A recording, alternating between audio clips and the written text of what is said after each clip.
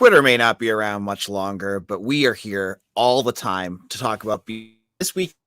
We have a lot to talk about as the Eagles face off against the Notre Dame Fighting Irish. There is basketball to talk about as well. We're going to get into all of that and more on today's Locked On Boston College. You are Locked On Boston College, your daily podcast on the Boston College Eagles, part of the Locked On Podcast Network, your team every day.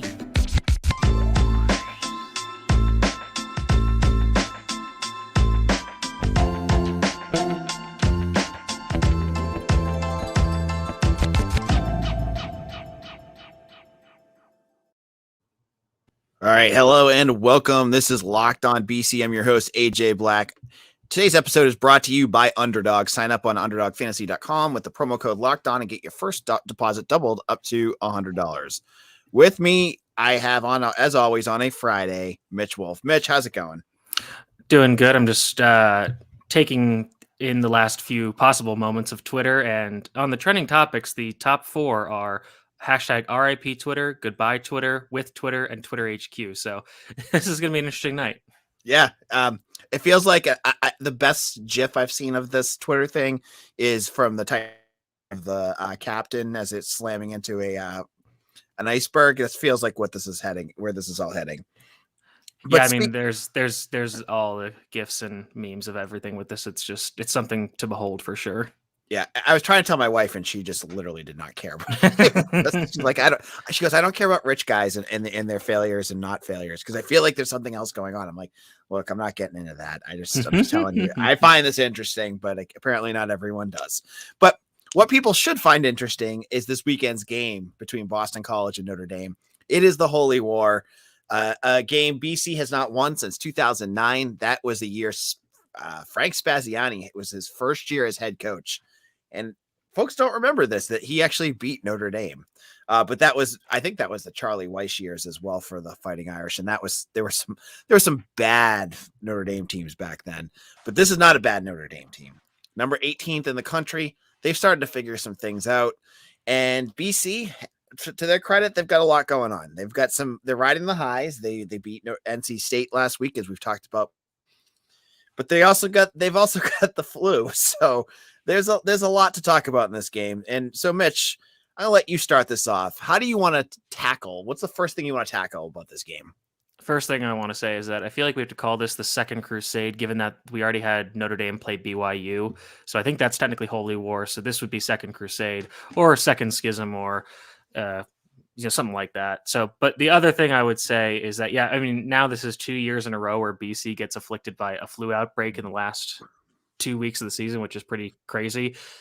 Got to think that maybe next year they'll have a bit more mandatory rules about getting flu shots, but we won't get into mandatory shots on this podcast. That's for another time.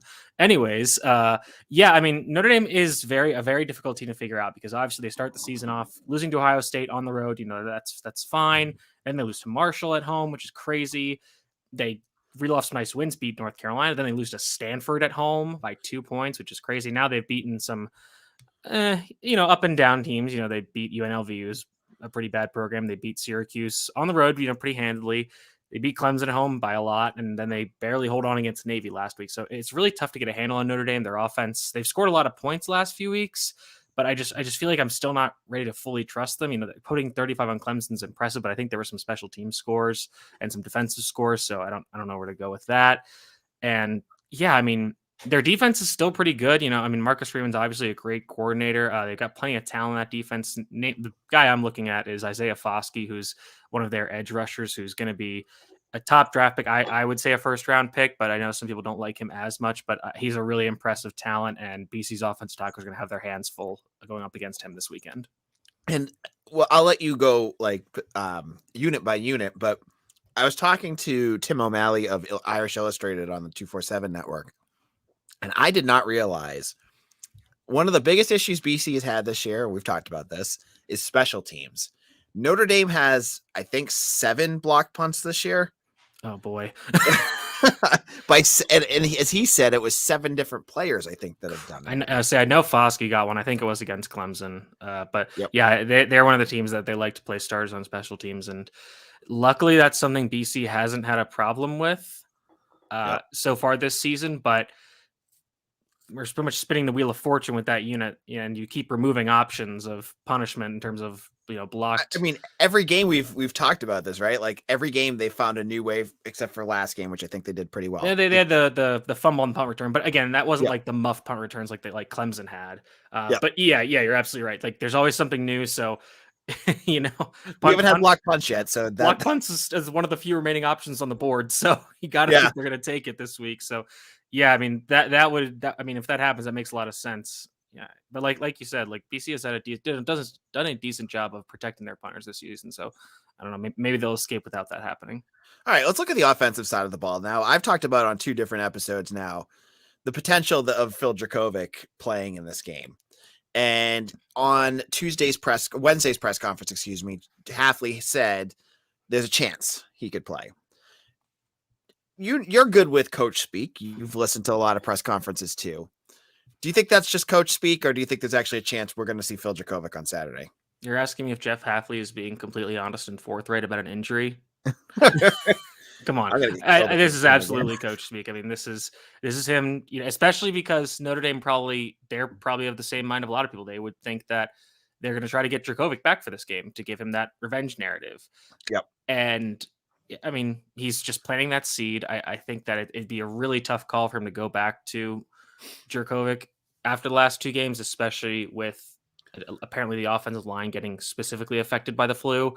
Not that Morehead has any more evasiveness, or probably even less evasive than Jurkovec is in terms of scrambling out of the pocket. But I think you do have to ride the hot hand here in terms of how Morehead's playing. I think I think that you'd risk shattering some of his confidence. Even though he didn't play perfect in the last 2 games, but he played very well, obviously, and led them to a win last week. So I think that if you made that switch, that would be very confusing, and I think the team wouldn't like it because they've played better in the last. I mean, I would say like the last 6 quarters. They've played quite well on both sides of the ball, to be honest. So I'll give them that, and Morehead has been the guy that's led them through that. So I don't see Jurkovec playing in this game. I think that he's got that whole litany of injuries that they can say, he's still not feeling fully comfortable with this, so they can kind of use that as cover, if you will. Yeah, I agree with you there. I think it's a tough situation. Like this is a very delicate situation. I think it's difficult. It'd be difficult for nearly any coach to be handling this, especially if BC was doing well. That'd be obviously make it more complicated, but you'd at least feel better that your season is going better despite the quarterback injury. But dealing with a team that a lost season, like we said, even though they got the win last week, this is just a really tough thing for a coach to navigate. And I think that's something that we've Hafley has had a lot thrown at him in his first 3 years as BC's head coach in terms of quarterback injuries, the global pandemic, all this kind of stuff. So we have ragged on him, including me, obviously, on this podcast and in editorial format, but I think we do have to give him at least a semblance of credit for weathering a lot of different storms across 3 seasons. Yep. And you have to think too, right? Like there's like unlike Clemson, I feel like there's some chance against this team. Like for sure. Notre Dame looks like they have the potential to be beatable, like at different points. If BC wins this game, I'm just theoretically throwing this out there, and then they go on and beat Syracuse, Hafley's going to have some pretty serious momentum going into 2023. Like there's a potential that they make a bowl, they will. But even if that, you would have 2 wins against ranked teams. You won 3 games in a row. You played, how many quarters in a row. Speaking of which, can we investigate the offices of NC State and the college football playoff for Boo Corrigan, the NCAA State AD, still having his school ranked in the top 25 after 3 losses, including 1 to BC at home? I mean, what are we doing? Come on. Yep. Right. Well, in a moment, we're going to get into the defensive side of the ball. We're going to talk about Drew Pine, Michael Meyer, and that Notre Dame offense. We'll get to that in just a moment. But before we do that, I want to tell you about our friends over at Underdog. Now, if you have not checked out Underdog yet, you need to do that right away. Underdog is the way to go here in terms of fantasy sports. They have everything that you need. I love playing. It's the easiest place to spice up college football season. You can check it out. If you go to the Underdog website, you can create an account and look at the different pick'em choices for you. For instance, I'm going to go with Arkansas quarterback Jaden Daniels, higher than 271 yards against whoever they're playing this week. I totally blanked. I think you've got the LSU quarterback on Arkansas. Yes, I have it backwards. Jaden Daniels against Arkansas. That was Razorbacks. That was last week, anyways. Okay. Anywho, so you check out Underdog. It's place to play, and it's available in over 30 states. You can just pick between 2 and 5 players across any team, not just the Eagles, and decide if they will finish higher or lower. Super easy to play, a lot of fun to win. So all you got to do, sign up with promo code Locked On, and Underdog will double your first deposit up to $100. Again, go to UnderdogFantasy.com or find the Underdog Fantasy app in the App Store, Google Play Store. That's Underdog Fantasy, promo code Locked On. Get in the college football action today. All right, we're back. Locked On BC here. We're talking the Holy War. And it's been a while since this game has had any feel to it, because last time, 2020, it certainly would have had some feel to it because BC was playing well, but Alumni Stadium was completely empty because of COVID. And I still, of all the COVID games, that one sticks out to me as just being one of those games that was completely empty. I don't know. Maybe it's just because it was BC and Notre Dame. I think when you have the night games, yeah, and it was a primetime game too. And the lights kind of reflect off the empty bleachers. I think that kind of gave the effect of it really being empty. Yeah, it was just a weird game. But one player that played in that game was Michael Meyer, and that was one of his first. I think he was a freshman that year. Mm-hmm. And the wide receiver for the Rams, I'm totally blanking on his name. He's got a Polish last name. Skoranek. Yeah, who I think torched BC in that game. Yeah, he had some really good catches against I guess that would have been Elijah Jones or Brandon Sebastian. Yep. XFL's Brandon Sebastian. Yes. But Michael Meyer had one catch in that game. There was a lot of buzz about him going into this game, but now he's that guy. He's got a lot of dog in him, if you want to use the vernacular the kids have. But he is like, a lot of jokes go around about how Zay Flowers is all of BC's offense. It seems like Michael Meyer is all of Notre Dame's offense. Yeah, I mean, he's got at least a third of their targets. He has twice as many targets as the next receiver, twice as many receptions, twice as many yards. He has 7 touchdowns. The next highest touchdown of any single player is 3. So this is the guy. And it'll be interesting because, I mean, now he kind of lines up a lot more places. He's in the slot a lot more. He lines up out wide.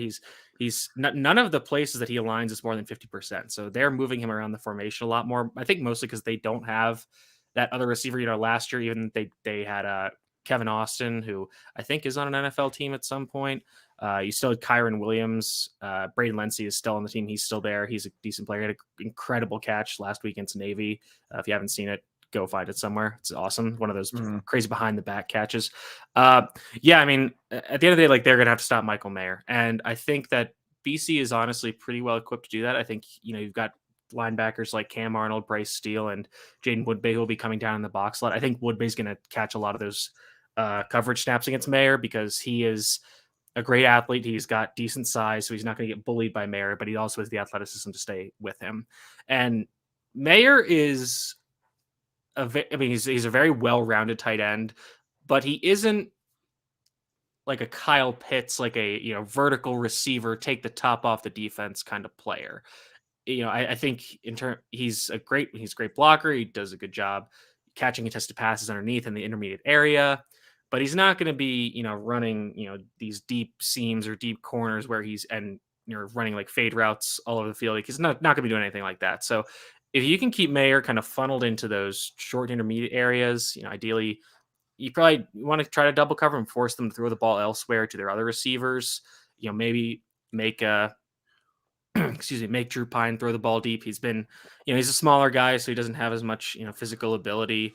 He's decent throwing the ball deep, better than MJ Morris, I would say, but not incredible. So I think this is again where BC is going to want to man up and force this guy to beat you by making tight window throws consistently throughout the game.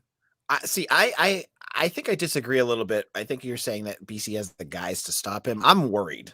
I mean, like, obviously he's talented. I'm worried about the guys that they have to cover him because I don't see.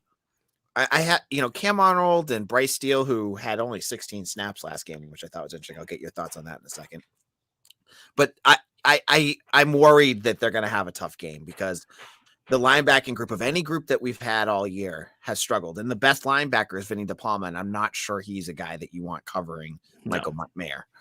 So is there a possibility that he eats up like Cam Arnold and Steele out there? Or? I think you kind of have to accept that there are times where he is going to beat you.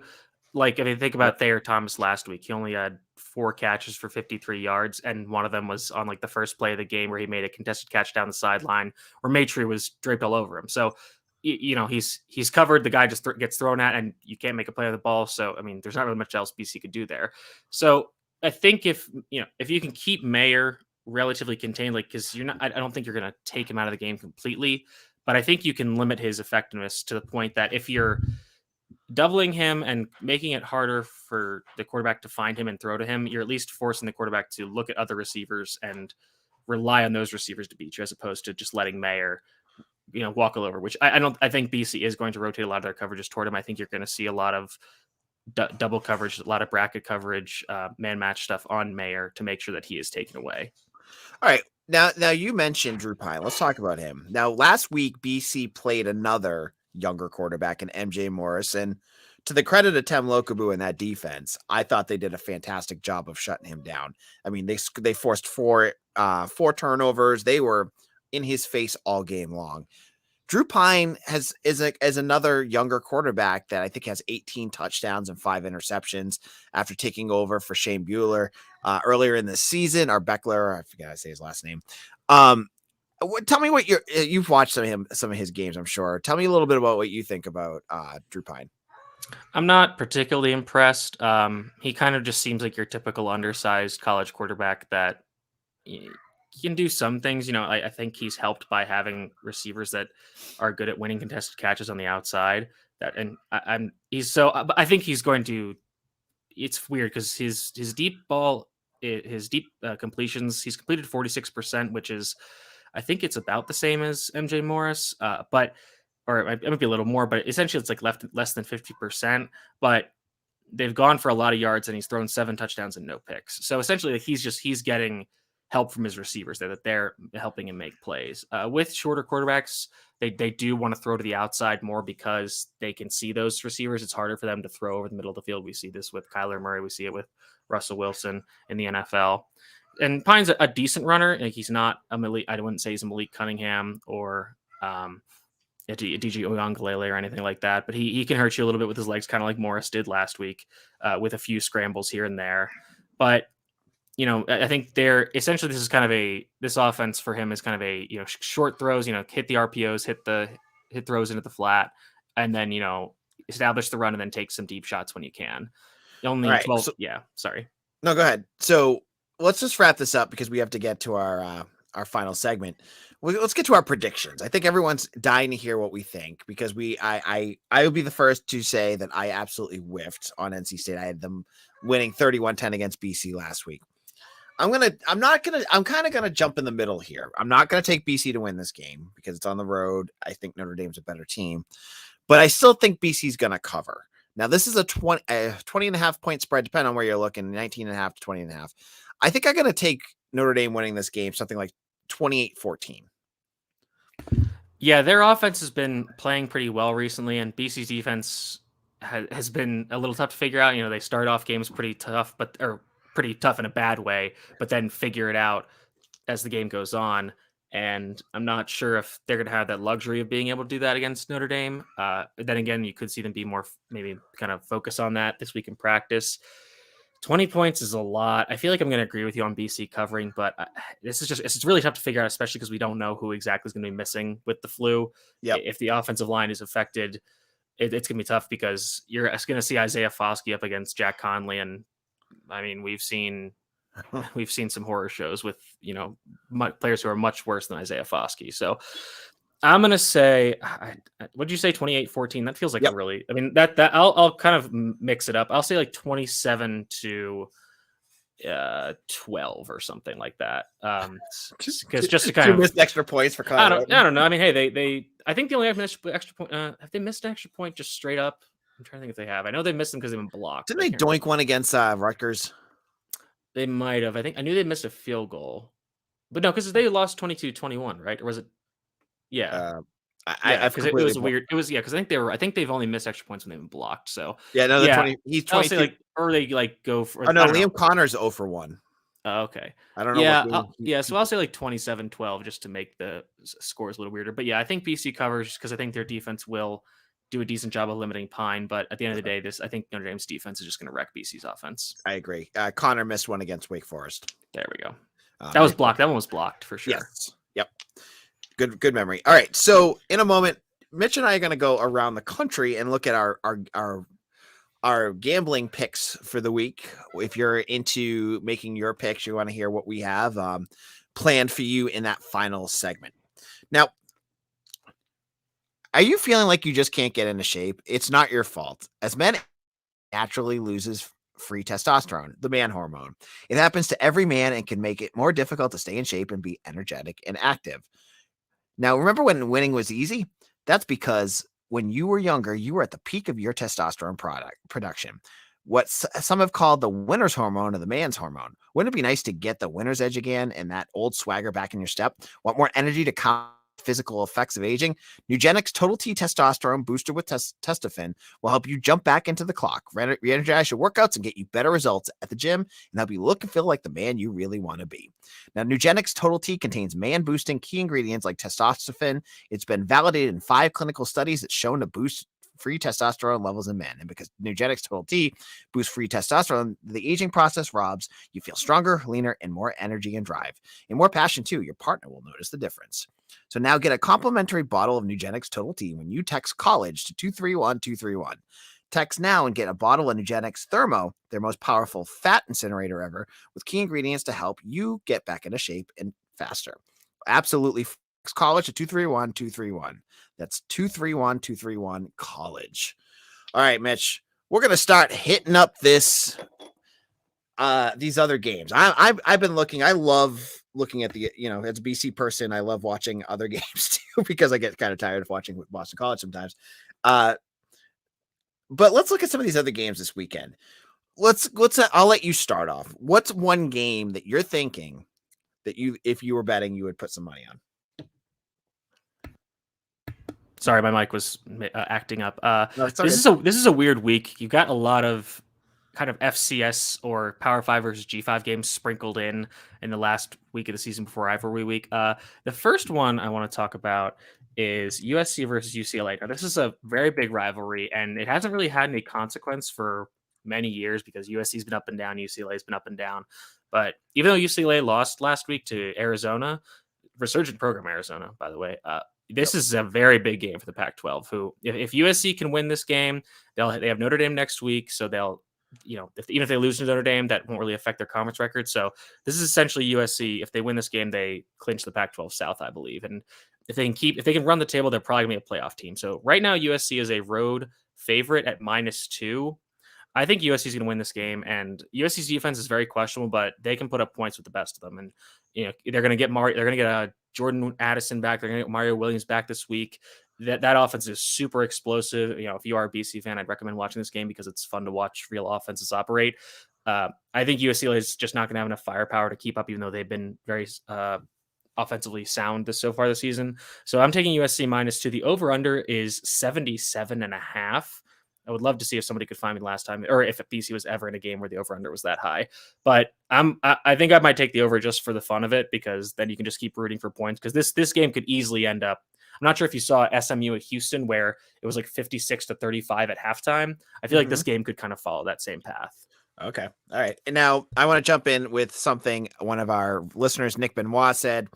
I gave a homer pick last week picking BC to beat NC State, and was tremendous to see BC win. My pick this week was BC wins 24-7-24 if healthy. I heard Pete Mitchell will be there. So if healthy is the big. Yeah, qualifier. comment section could underline that a whole bunch, I think that would be something to look at. All right. Now, my pick, if we're going to go, we're going with top 10 team or top 20 teams. I'm going to go games that are more interesting. Yeah, exactly. I'm going to go with Utah and Oregon because I've seen this story a couple times. Oregon is, Dan Lanning is a new head coach there, and he's got some stuff going on. They're one of the best offenses in the country right now, ranked in total yards. I love Utah, and every year they punch Oregon in the mouth, and they did it twice last year because we watched Anthony Brown really struggle against them. This year, I'm gonna stick with Utah. I think Cam Rising is going to give them the points that they need. I like Utah's defense. I think they're enough to slow down Oregon. And I know he's having a good year, but I'm for Bo Nix to come back to earth, and I think it's going to be this game. I can't believe I'm going to be the one that actually sides with Bo Nix because he's one of the players I've hated most in college football for betting reasons. But I would take Oregon here actually as +2 home underdogs. Money line plus 105. I think this Oregon team's a little different. I think that there was a lot of bluster with Mario Cristobal. I think this team is a little more legit in terms of them running the ball, being physical on offense. And Utah they're still good across the board, but I just don't think they have, like in the last few years, they've had stars on both sides of the ball. And right now they just don't have them where they're out. Brent Keithy, who's their kind of Kyle Juszczyk kind of player, like a tight end fullback hybrid, does everything. He's been out for the year. I think Cam Rising was hurt actually recently, so I think he'll play, and I think they were just saving him for this game. But I think Oregon's going to be, even though it's some different guys, I think Oregon's definitely going to be out for revenge in this game. So I would take Oregon here and maybe even money line that one. Okay. I mean, that's definitely going to be a really interesting game. I think those games are on at about the same time, that and the USC UCLA game. 10:30 start for that one. 8 o'clock start for you. So you get, if you want to watch Pac-10 after dark, you can watch both of those games. Absolutely. All right, you're up. You want to do another one? Yeah, sure. Interesting one in the ACC. You've got Duke going to Pittsburgh. I think the Coastal is pretty much settled with North Carolina, but this is kind of an interesting game between a Duke team that BC fans obviously know has been quite resurgent this year, and Pitt has been up and down. They got a big win last week against Virginia, which thoughts and prayers to Virginia community after that really sad story about the players getting killed by another player, which is really sad. But I think Pitt, I'm trying to think. This is a tough game. I think Duke covers here. I think Pitt probably wins because it's going to be home. I'm not sure if it's going to touch Pittsburgh, but there's a big snowstorm out in the Lake Erie region. They moved the Bills and Browns game to Detroit, so I'm wondering if the lake might affect the storm might hit Pittsburgh. So that would give Pitt a pretty big advantage in bad weather. So I would take. I would take Pitt to win here, but I think Duke covers. This should be a fun game in the ACC. All right. And then my final pick is going to be Bedlam. I'm going with Oklahoma and Oklahoma State. And I was looking at this game and I looked at the spread and I said, okay, that's weird. And, a lot of bettors, when they see a weird spread, they just lean into it. I'm not going to do that with this one. Oklahoma State is a 7.5 point dog in this game. And I know the game's in Oklahoma. It's a home game for the Sooners. But I feel like the season has been just like for Oklahoma, just one bad game after another. And Brent Venables has been getting a lot of crap for it and all this stuff. I just think this is going to be like a bigger loss than they expect. I think Oklahoma, I'm almost ready to take money line on Oklahoma State's going to beat them. I think that's a good bet. I think Oklahoma State's. I think the reason why the spread is the way it is because there's still a question about whether Spencer Sanders will play. Right. Yep. But I feel like this has got to be his last opportunity for Bedlam. He's been there forever. And I feel like his eligibility's got to run out soon. So yeah, I would definitely agree with you. I think money line is interesting here. Oklahoma, like you said, Oklahoma's been terrible. If they can get if the Okies can get Spencer Sanders back, I think they should win this game pretty comfortably because Oklahoma's just pretty much a dumpster fire at this point. And I'll just say this: UMass is 33.5 point underdogs. Texas A&M. If you want to, that's a real sickos game. If you want to have some fun, put some money on UMass plus 33.5 and see if they can embarrass Texas A&M even more than they already have been this season. That's like one of those games. Like if UMass just scores points, they'll cover. Yes, exactly. Yeah, because I almost want to say they could. The over-under is 47.5, which seems high. Yeah. I'm take UMass the points and the under for this one. That's Gonna parlay that one. That's gonna be a foul game. Yeah, it's gonna be nasty. Gross. All right, so before we head out, Nick has one last comment. Emmett is certainly the quarterback of the future and has shown enough to excite the fan base. Give Phil the start and bring in Emmett if he falters. Give it to him based on everything he has gone through. I'm gonna leave Nick with that, and Nick, I hope people don't find your Twitter handle for as long as it lasts. Yeah, if it's out by the time this episode, this is the time to get your hot takes out. They're all going to be gone soon. Yeah, exactly. Where can people follow you on social media? I mean, at this point, you can follow me on Twitter for all that it's worth at Mitchell T. Wolf, WOLFE. I actually a few months ago, I kind of purged my other socials, just kind of streamline everything and stop wasting as much time. So that's really it. I mean, I guess if you want to find me on LinkedIn, that's fine too. But I don't really post there. So you know what you gotta pump up. That's what you can find both of us in the message boards at Eagle Insider. Yeah. And if Twitter gets nuked, if it hits the iceberg, we'll be there talking BC football. Sign up for an account. You can be a VIP member, and I put VIP stuff in there. I was talking about transfer portal stuff. You can sign up for the first month for free. I mean, for $1, or you can sign up for the year, or you can get a free account. If Twitter's gone, you can join and talk to other BC fans. And a lot of the guys that you see, I know Nick's on there, that you don't, if they're on Twitter, they're on this now. So head over to Eagle Insider, part of the 247 Sports Network. You'll get all my work there, and I post these up there, and I hope you decide that too. So we'll be back on Monday to talk about this game. We'll talk about Notre Dame and BC. I'll also start to talk about the BC men's basketball tournament in the Virgin Islands. They have a game this weekend against George Mason. I'll give you the recap of that game, and we'll get into anything else that happens this weekend. For Mitch Wolf, this is AJ Black. Thank you all for listening, and we'll see you all again soon. Take care.